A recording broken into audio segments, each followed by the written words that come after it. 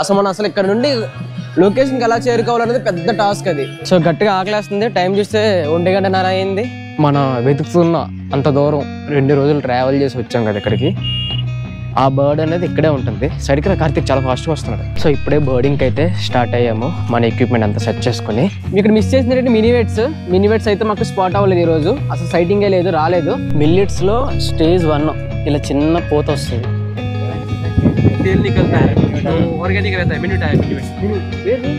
ఇప్పుడు కెమెరా తీసుకెళ్ళే వరకు అవి ఉంటాయో ఉండవో తెలియదు. హలో గైస్, మళ్ళీ కొత్త ట్రిప్ అయితే మళ్ళీ ముందుకు వస్తాను.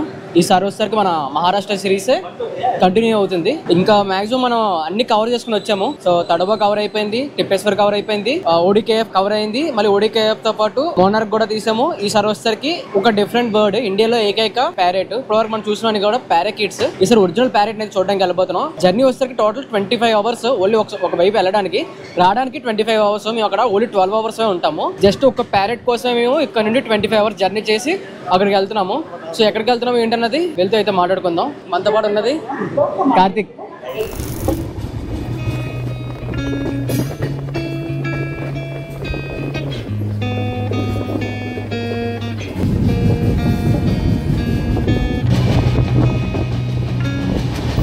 నైట్ ఎక్కాం కదా ట్రైన్ 11:20కి. టైం వచ్చేసరికి 9:37 అయింది. ఇంకొక 1 డే ఉంది. అంటే ఈ రోజు డే అంతా ట్రావెల్ చేస్తాము, మళ్ళీ నైట్ కూడా ఆఫ్ ట్రావెల్ చేస్తాము.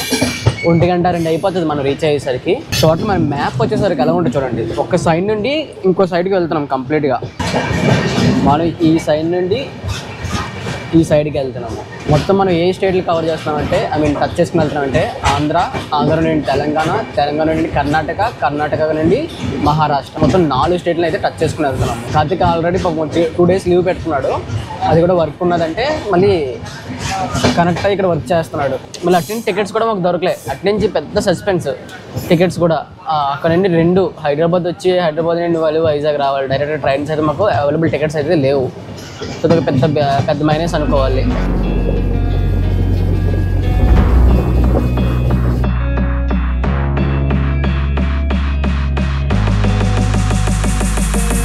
టైంకి లేచి డోర్ దగ్గర వచ్చి ఉంచున్నాం. కరెక్ట్ టైంకి ట్రైన్ అయితే వచ్చేసింది. ఎగ్జాక్ట్గా ట్రైన్ వచ్చేసరికి మనకి 27 అయింది. డిలే ఏం లేదు. సో ఇక్కడ నుంచి మాకు కుస్తీలు పడాలి. ఇక్కడ నుండి మన బర్డింగ్కి ఎలాగ వెళ్ళాలి ఏంటనేది పెద్ద టాస్క్. చూద్దాం ఏమవుతుంది ఏంటనేది. No delay. First time no delay చూస్తాం. ఈవెన్ ఒక 2 minutes అయినా సరే వేరియేషన్ కనిపిస్తుంది స్టేషన్కి వెళ్తే.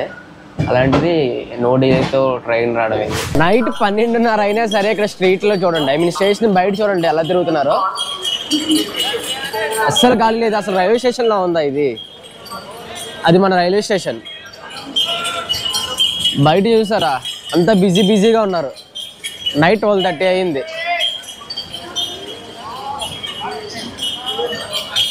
నాకు ఆ సౌండ్ వింటే ఏదో గుర్రాల బండి ఎద్దుల బండి వెళ్తున్నదమ్మో అనుకున్నా. తెర చూస్తే అది అడ్వర్టైజ్మెంట్, సౌండ్ అడ్వర్టైజ్మెంట్. అంటే అట్రాక్ట్ అవడానికి జనాలు అందరూ కూడా. నైట్ అంతా ఫుల్గా వర్షం పడినట్టుంది. స్టేషన్ అంతా తడిచిపోయింది. ఇది ఎందుకు చెప్తున్నానంటే మన బర్డింగ్కి వెళ్ళిన దగ్గర వర్షం పడింది అంటే బిస్కెట్ అయిపోద్ది. ఎందుకంటే మన కెమెరాస్ అనేది వాటర్ రెసిస్టెంటే. ఏ కెమెరా అయినా సరే వాటర్ రెసిస్టెంటే కానీ వాటర్ ప్రూఫ్ అయితే కావు. దానివల్ల మనం చాలా జాగ్రత్తగా ఉండాలి. దానికి తోడు ఎటువంటి నేను రెయిన్ కోట్స్ కానీ ఏవి తీసుకురాలేదు. ఇప్పుడు అదొక భయం పట్టుకుంది. వర్షం పడకూడదని కోరుకోవాలి. ఆఖరి చిన్న చినుకులు కూడా పడుతున్నాయి. ఇప్పుడు ఎగ్జాక్ట్ గా మన టైం వచ్చేసరికి 12:38 AM అయింది. సో ఇక్కడ నుండి ఎలా వెళ్ళాలి ఏంటి అన్నది పెద్ద టాస్క్. ఎందుకంటే ఈ టైంలో మనం క్యాబ్స్ కూడా వెళ్ళడానికి కూడా కష్టమే. ఎందుకంటే సిటీ అవుట్ కట్స్ మనం వెళ్ళేది చాలా దూరం కూడా. మేము యాక్చువల్ గా ఏంటంటే ప్లాన్ చేసింది బైక్ రెంటల్ తీసుకుందాం అనుకుంటున్నాము. బైక్ రెంటల్ అన్ని కూడా నైట్ అంతా కాల్ చేస్తూనే ఉన్నాం కంటిన్యూగా. బైక్ రెంటల్స్ వచ్చేసరికి మార్నింగ్ 9 o'clock తీస్తామని చెప్పేసి అంటున్నారు. ఎవరు అడిగినా సరే అదే అంటున్నారు. ఏం చేయాలి అసలు ఏం అర్థం కావట్లేదు. బుర్ర పని చేయట్లేదు. ఒక టీ, చాలా చిన్న టీ, రీఫ్రెష్ టీ తాగేసి కొంచెం దీర్ఘంగా ఆలోచిస్తే సొల్యూషన్ దొరుకుతుంది. అసలు ఇక్కడ నుండి లొకేషన్కి ఎలా చేరుకోవాలనేది పెద్ద టాస్క్ అది. బయటికి రాగానే కంటిన్యూగా వర్షం. అప్పటి వరకు వర్షం పడలేదు. బయటకు వచ్చినప్పుడు టీ తాగి నుంచున్నాము. స్టార్ట్. మామూలు వర్షం కాదు. ఇంకా ఒకేసారి ఆకాశం పెద్ద కన్నం పెడితే ఎలా పడుతుందో అలా పడింది. ప్రాబ్లం ఏంటంటే బర్డింగ్కి ఎలాగ వెళ్ళాలి, మన బర్డింగ్ ఎలాగవుతుంది. అంత దూరం నుండి వచ్చాము. 25 hours పైన జర్నీ చేసుకుని వచ్చాము. వర్షం చూస్తే దంచేస్తుంది ఇక్కడ. సో ఈరోజు మన అదృష్టం బాగాలే. యాక్చువల్గా మన 1 వీక్ ముందు నుంచి చూస్తూనే ఉన్నాము క్లైమేట్ ఎలాగ ఉందో, అంతా నార్మల్గానే ఉంది. కానీ సడన్గా క్లైమేట్ అయితే చేంజ్ అయిపోయింది. కొంచెం రిలీఫ్ ఇచ్చింది, తగ్గింది కొంచెం వర్షం. బయటకు వచ్చేసాము. సో గట్టిగా ఆకలేస్తుంది. టైం చూస్తే 1:30 అయింది. ఆకలి అయితే కడుపులో మామూలుగా వేయట్లేదు. ఎందుకంటే మనం ఎక్కింది నుంచి వరకు అసలు ఫుడ్ ఎక్కువ ఏం తీసుకోలేదు, అంత లైట్ ఫుడ్, బిస్కెట్స్ చిన్న చిన్నవే తీసుకున్నాము. ఇక్కడ చూస్తే ఆకలి అయితే గట్టిగా వేసేస్తుంది. మెయిన్ వాష్రూమ్ ప్రాబ్లం అవుతుంది అని చెప్పి. సో ఇప్పుడు బయటకు వచ్చి కొంచెం వెతుకుతే ఏదో ఒకటి కనిపిస్తుంది కదా తినడానికి. ఈరోజు ఎర్లీ మార్నింగ్ ఫుడ్ వచ్చేసరికి పోహా.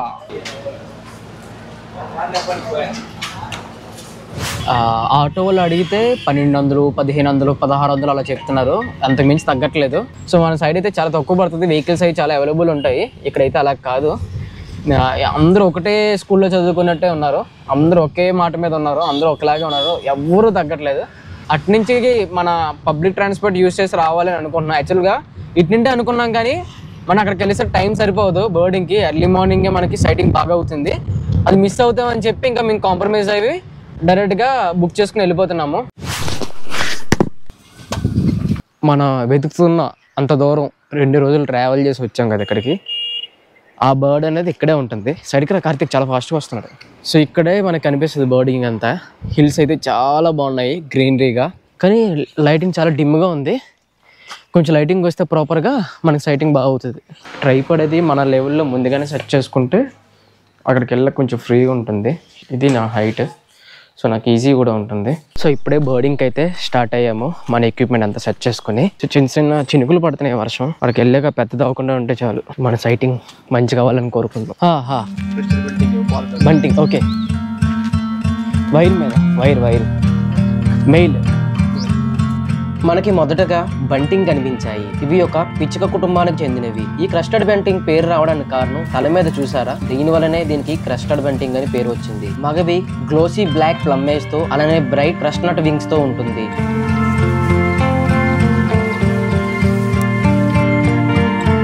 ఆడవి స్ట్రీకీ డర్ట్ బ్రౌన్ ప్లమ్మేజ్ తో అలానే స్లైట్లీ బుల్లర్ వింగ్స్ తో ఉంటుంది. మగవాటితో పోలిస్తే వీటి యొక్క క్రష్ చాలా చిన్నగా ఉంటుంది. ఈ పంట సాధారణంగా ఐ లెవెల్లో ఉంటుంది, అంటే మనకి కెమెరాకి సరిపడగా ఈ లెవెల్లో అయితే ఉంటుంది. కానీ ఈ వర్షాలు ఎక్కువ పడడం వల్ల బాగా ఎత్తుగా ఎదిగేసాయి. కానీ ఒకటి ట్రాన్స్పోర్ట్ అయితే మాత్రం చాలా ఇబ్బంది. ఎందుకంటే మనం అక్కడి నుండి ఇక్కడ రావాలని అంటే ఏ ట్రాన్స్పోర్ట్ ఉండదు. మనం ముందుగా బుక్ చేసుకుని ఇక్కడికి రావాలి. లేదని అంటే ఓన్గా వద్దామని అంటే చాలా కష్టపడాలి. మేము ఈరోజు అయితే చాలా కష్టపడ్డాం. మీ ఇక్కడ మిస్ చేసినట్టు మినివేట్స్ అయితే మాకు స్పాట్ అవ్వలేదు ఈరోజు. అసలు సైటింగే లేదు, రాలేదు. మిగతా అన్ని బర్డ్స్ వచ్చాయి. మీ మినివేట్స్ కోసం అయితే చూసాను, వైట్ బిల్డ్ మినివేట్స్. అవి అయితే సైటింగ్ అయితే అవ్వలేదు. మనకి అంటే లిమిటెడ్ స్పీసీస్ ఉన్నా సరే మనకి చాలా టైం ఉంటుంది. లైక్ ఎక్కువ బర్డ్స్ వస్తాయి, లైక్ డిఫరెంట్ యాంగిల్స్ లో ఫొటోస్ తీయచ్చు.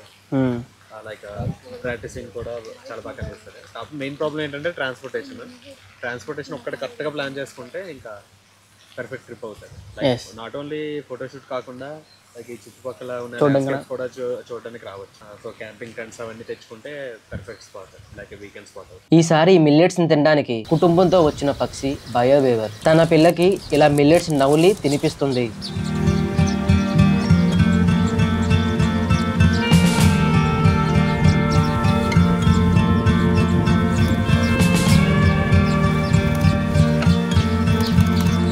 చూడడానికి చాలా అందంగా ఉంది కదా. ఇవి కూడా మగవి ఆడవి డిఫరెంట్ కలర్స్ లో ఉంటాయి. మగవి ఎల్లో కలర్ లో అలానే బఫీ కలర్ లో కలిగి ఉంటాయి. ఆడవి బఫీ కలర్స్ తో ఉంటుంది. కానీ గుడి నుంచి వచ్చిన పిల్ల బ్రీడింగ్ ఏజ్ కి వచ్చినంత వరకు ఆడవి మగవి ఒకే రంగులో ఉంటాయి. పూర్తిగా పసుపు రంగులో మారిన తర్వాతే ఇవి బ్రీడింగ్ సిద్ధమైనట్టు. ఇక్కడ ఏంటంటే మొత్తం 2 పంటలు అంట. ఇది ఫస్ట్ పంట. ఈ పంట అయిన తర్వాత సెకండ్ పంట అనేది ఇది. అది మొత్తం పంట అయిపోతుంది. పంట అయిపోయేసరికి ఇది మళ్ళీ చేతికి పంటకు వస్తుంది. అంటే బర్డ్స్ అన్నీ కూడా అటు నుండి ఇటు పక్క అయితే షిఫ్ట్ అయిపోతుంటాయి. ఏవైతే బర్డ్స్ చూసామో అవి ఇంకా కొన్ని వేరే బర్డ్స్ కూడా వస్తుంటాయి. 25 గంటలు ప్రయాణం చేసి వచ్చాము ఒరిజినల్ ప్యారెట్ని చూడడానికి. అదే వెర్నల్ హ్యాంగింగ్ ప్యారెట్స్. భారతదేశపు ఒకే ఒక ఒరిజినల్ ప్యారెట్. మనం కామన్ గా చూసేవి ప్యారాకీట్స్, కానీ 2 ఒకే కుటుంబానికి చెందినవి. వీటికి ఈ పేరు రావడానికి కారణం కూడా వీటి యొక్క బిహేవియర్. ఇవి ఎప్పుడు కూడా కొమ్మలకి కిందకి వేలాడతాయి. అందుకే వీటిని వెర్నల్ హ్యాంగింగ్ ప్యారెట్స్ అంటారు.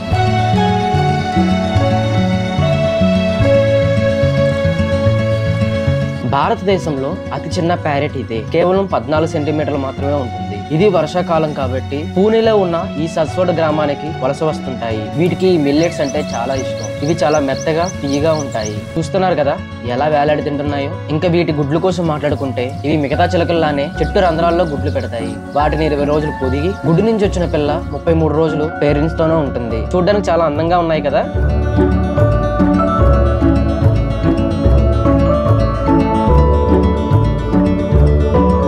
మిల్లెట్స్లో స్టేజ్ 1 ఇలా చిన్న పూత వస్తుంది.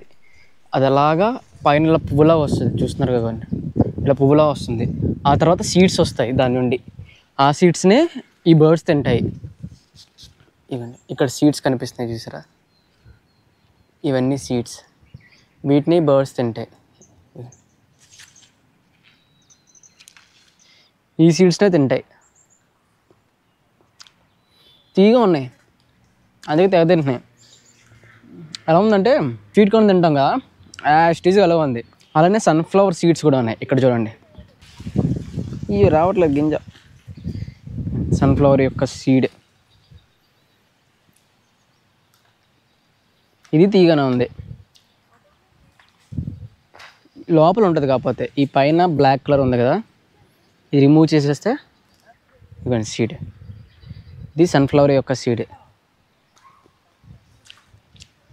Why birds come here only here?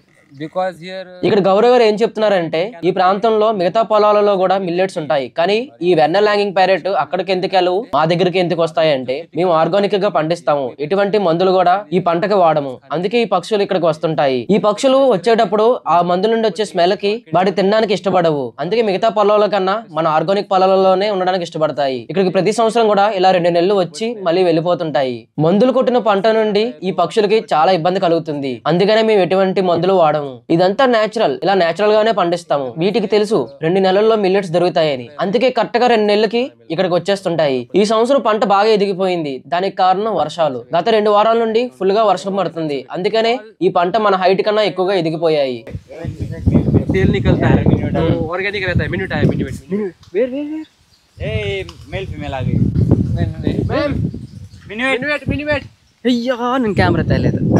I will bring my camera. Okay okay minute हां देखो ना सामने बैठे हैं ना उड़ा उड़ा दिखा क्या మినివేట్స్ వచ్చి మనం ఈరోజు అది మిస్ చేస్తాము. ఇప్పుడు వెళ్ళి కెమెరా తీసుకుని రావడానికి వెళ్తున్నాను వెనక్కి. కార్తీక్ని కూడా తీసుకురావాలి. మినివేట్స్ అంటే నాకు అంటే చాలా బాగుంటాయి ఇవి.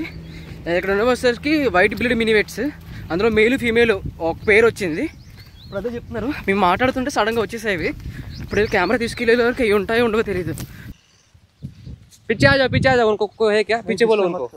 मैम उधर ही खड़े रहो मैम वो आगे आ सकता है. आप उधर गए तो जाएगा. ओ ना आएगा फिर से आएगा यार. अभी वो घर के पास जाएगा. देखो घर के पेड़ पे जाएगा. अब देखो उस पेड़ में गया. अभी उधर जाके కూర్చుంటున్నాను. పాపం కార్తీక్ నీట్గా చిల్ అవుతుంటే వెళ్ళి మినివేట్ వచ్చింది రా అని అంటే ఆ కెమెరా సంకలా వేసుకుని వచ్చాడు. ఇప్పుడు అదే కెమెరా మళ్ళీ చేతితో పట్టుకుని వెనక్కి వచ్చేస్తున్నాడు. అక్కడికి వెళ్ళాడు, ఫుల్ ఎండ. కెమెరా పట్టుకు రాగానే మళ్ళీ వర్షం. కెమెరా బయటికి తీస్తే చాలు వర్షం పడిపోతుంది.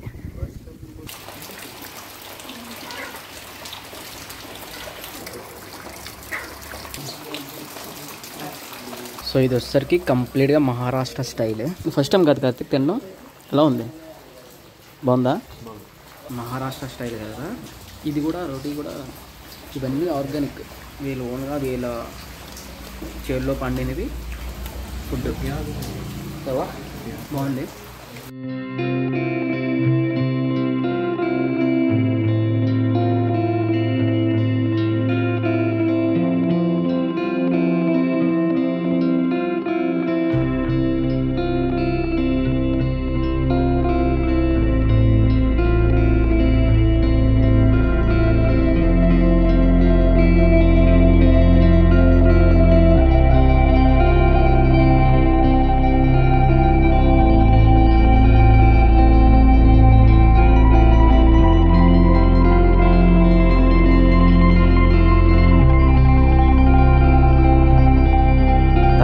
రాగానే స్టార్టింగ్ ప్యారెట్ కూడా మాతోనే స్టార్ట్ అయ్యింది.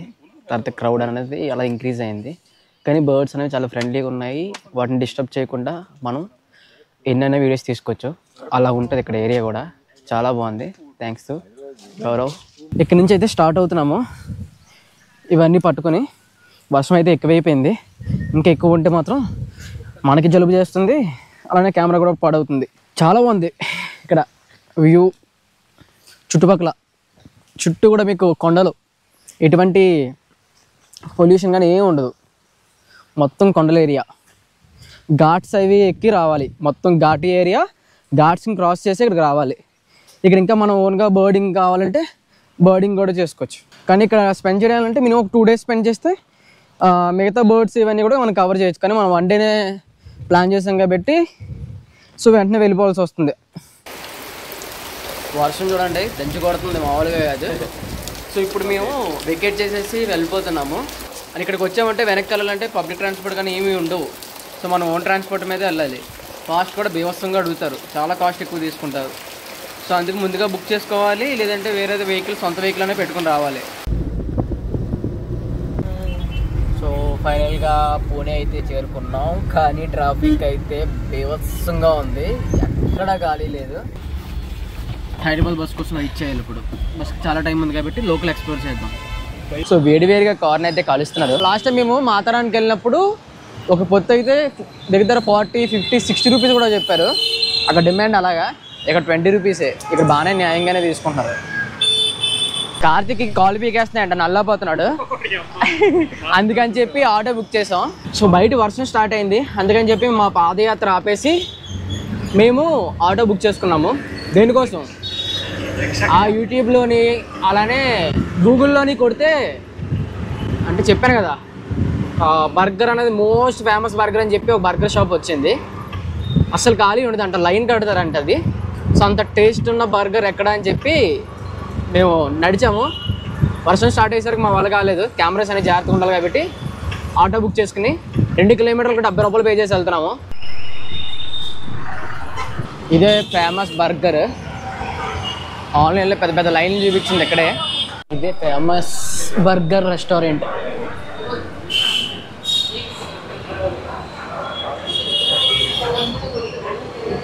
మూవీస్లో డీలింగ్ చేస్తుంటారు కదా, అలా ఉంది. 2 వెజ్ బర్గర్స్, అలానే ఒక cheesy fries, potato fries. Burger కోసం వెయిటింగ్ చూడండి జనాలు. వీళ్ళందరూ కూడా బర్గర్ కోసం వెయిటింగ్. ఇక్కడ ఓన్లీ బర్గర్ ఫేమస్ అంట బాగా, వెజ్ నాన్ వెజ్ కూడా.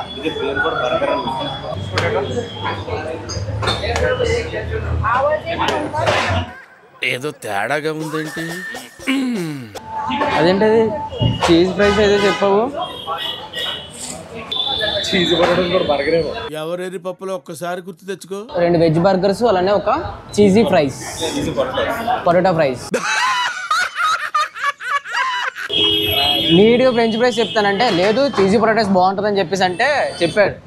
చీజీ పొటాటోస్ కూడా బర్గరే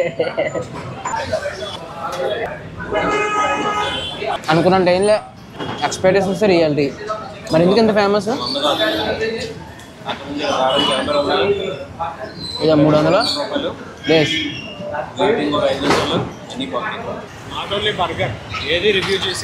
వెళ్ళిపోవద్దు, అసలు ఏం బాలే. ఆ లైన్ ఎందుకు కడుతున్నారో తెలీదు. అది ఎలా చెప్పాలి, అది కనీసం బర్గర్ అని కూడా ఎవరో అనరు. ఆన్లైన్లో రివ్యూ చూసి అక్కడికి వెళ్ళి తిందామని అనుకుంటే పప్పులో కాలేసినట్టే, ఏం బాలే. బర్గర్ అంటారు, ఆ మెనూలో పేర్లు కూడా సరిగా లేవు. 1000 రెట్లు బెటర్ వడాపావ్.